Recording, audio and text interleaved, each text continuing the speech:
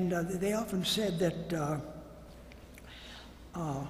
some of the pilots always, if they're in a tense situation, the female voice was supposed to be very calming. Well, somehow or other, it didn't quite work with us. When we heard that, we knew who it was, that good-looking CAP member back on the base saying, BI-1, BI-4 base, returning estimate ETA and fuel. We got a little bit more excited. And we're apt to say, okay, BI-4 over and out, but wanted to add, are you going to be around tonight? We're walking the boardwalk. So, well, finally came the time when we had kept the enemy subs offshore long enough. They were working further and further out to sea beyond our range, so that was part of the job we had. And then some of the blimps from Lakehurst, New Jersey, who could fly low and slow, they took over our mission. Oh, so that brought us back, and they gave us a certificate on a discharge. When they broke up the squadron, we were classified as belligerent, something that my son can attest to when I got home sometimes.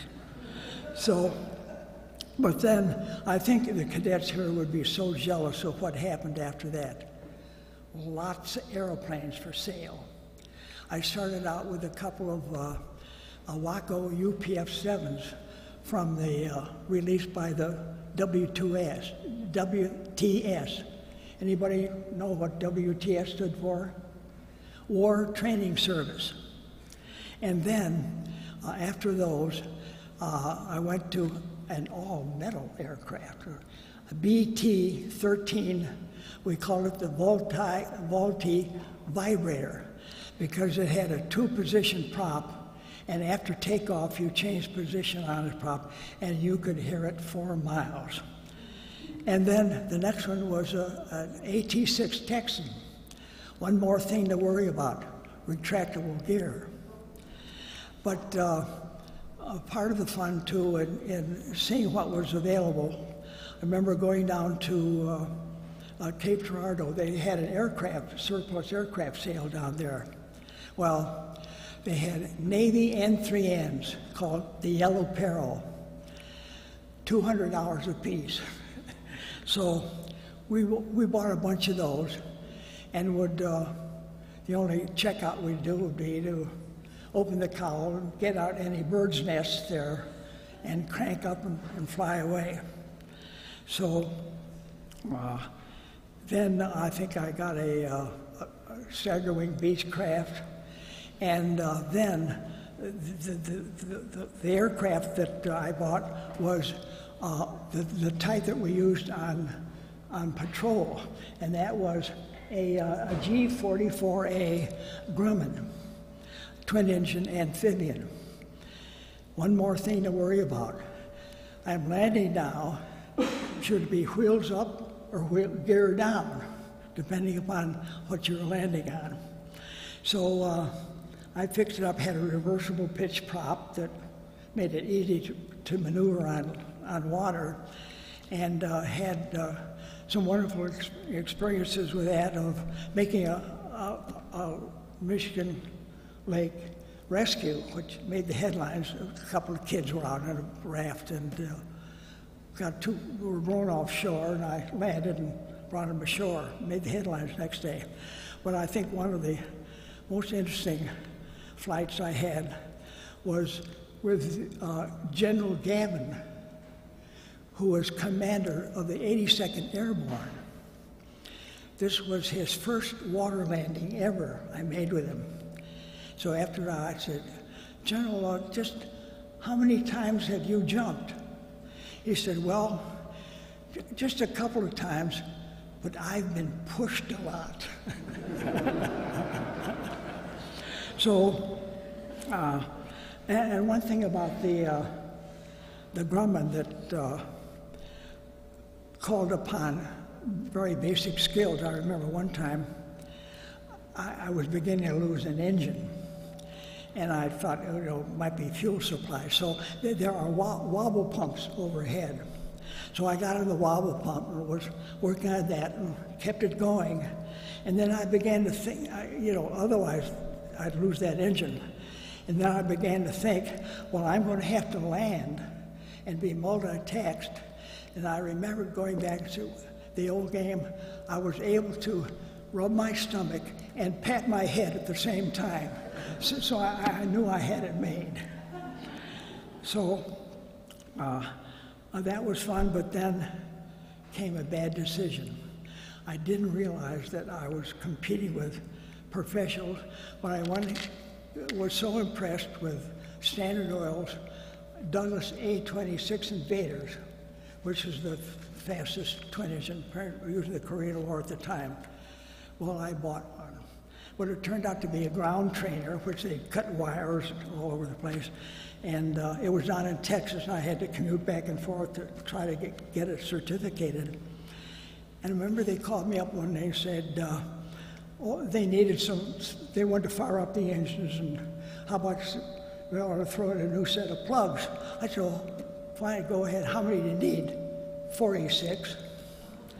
And as for fuel, they said, well, we're going to need some engine lubrication. And I think it was either 15 or 30 gallons of lubricating oil that I needed. And for gas, I said, well, don't fill up those 1,800-gallon tanks with 100 octane.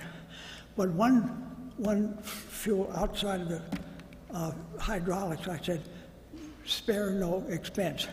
It was a tank of water, and which was used to cool off the engines a little bit on more emergency settings.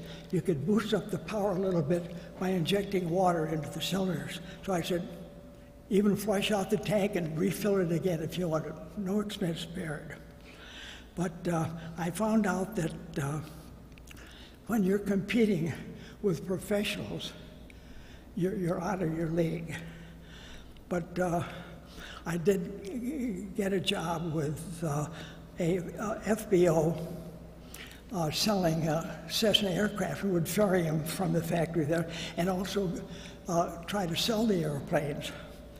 And the scary part of that was of trying to sell a klutzy prospect you were flying with, that this was easy, he was doing just fine, and then resisting the fact, so forget it, I got it, when it comes to landing. So, and then I was fortunate enough to be able to, as a rank of captain, be a squadron commander for the Evanston and Morton Grove squadrons.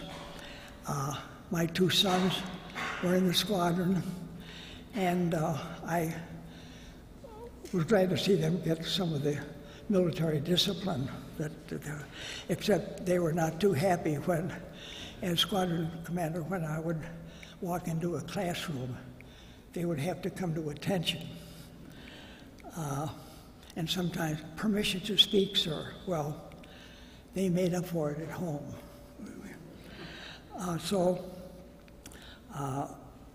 What's ahead for the CAP as I see it?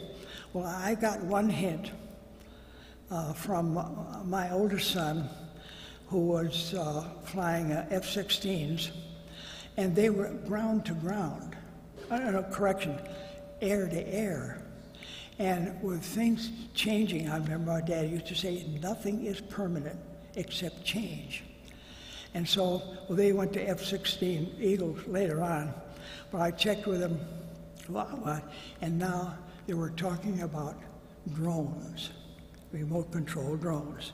So perhaps that's in the future. I just wonder to what extent the cadet programs included any work in the area of rotary wings, of remote control, which pretty much seems to be in the future. So hoping that that will be a part of it, I was going to ask my son Mike to give to the Milwaukee Squadron something they might enjoy in the classroom, give a little activity to it. So this is a twin rotor remote control helicopter, a Chinook troop carrier that I think they might have, which they might have fun in the classrooms. So to what extent your classrooms now are looking ahead to see what mission there is for CAP in this ever-changing world. But one thing I can be sure of is that the CAP is in good hands. Thanks.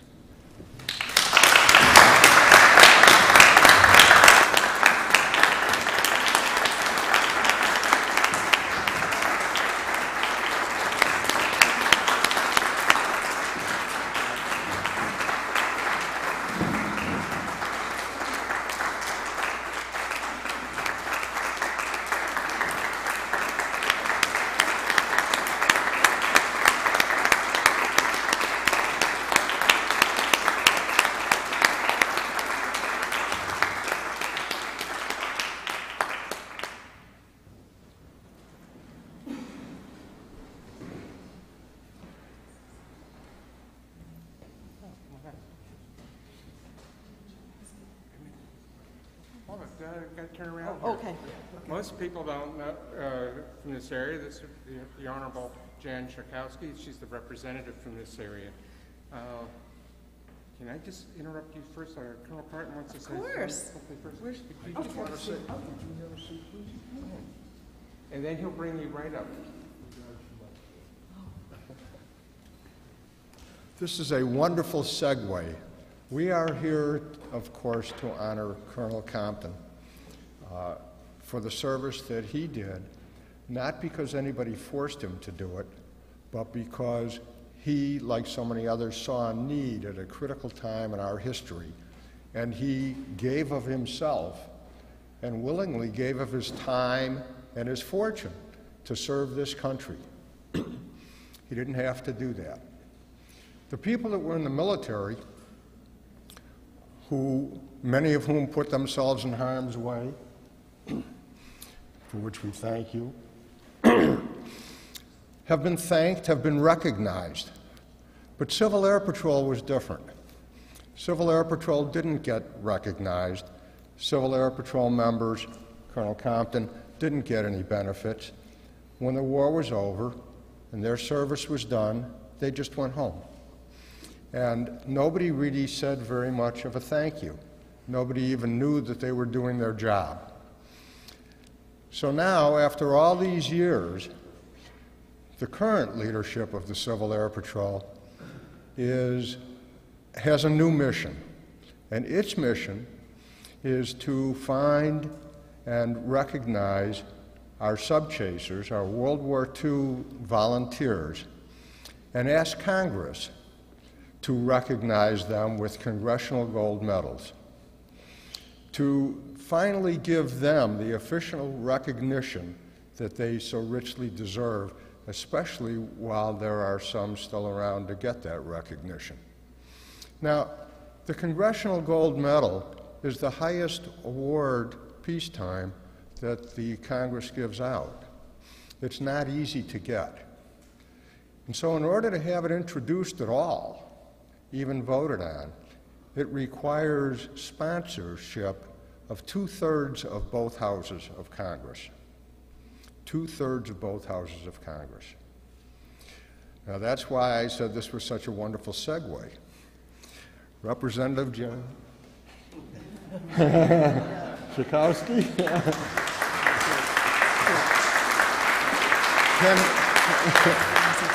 Can we count on you to be a sponsor of this bill? Of course, of course. Wonderful. Exactly. The legislation is pending in both the House and Senate to award CAP a Congressional Gold Medal to honor collectively the World War II members of the Civil Air Patrol in recognition